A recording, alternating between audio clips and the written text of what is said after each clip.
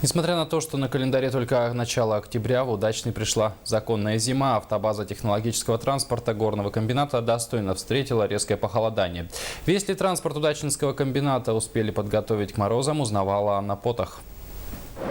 БелАЗы, КАМАЗы, Скания, вахтовые автобусы и другой транспорт – все это парк автобазы номер 3. Всего 22 единицы технологического транспорта и 110 нетехнологического. Готовиться к зиме здесь начали еще весной. Ремонтировали транспорт 10 и 11 участки Удачнинского ремонтно-специализированного цеха.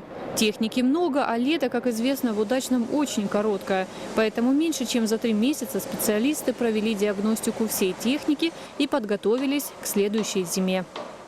В этот период проводится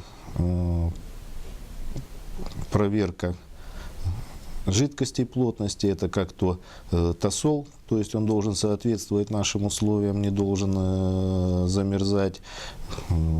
Замена тех автомобилей, которые использовались на воде, то есть после ремонта для проверки заливается вода и так далее. Перед зимой автотранспорт проверяют в комплексе и делают это так, чтобы в цеху не было простоев. Кроме самой техники, к понижению температуры готовят и водителей. Автотранспорт был готов еще в сентябре, поэтому сейчас, когда выпал снег и температура воздуха снизилась до -5, вся техника работает исправно. А значит, и план Удачнинского ГОКа будет выполнен. Анна Потах, Денис Сиротин, телерадиокомпания «Алмазный край».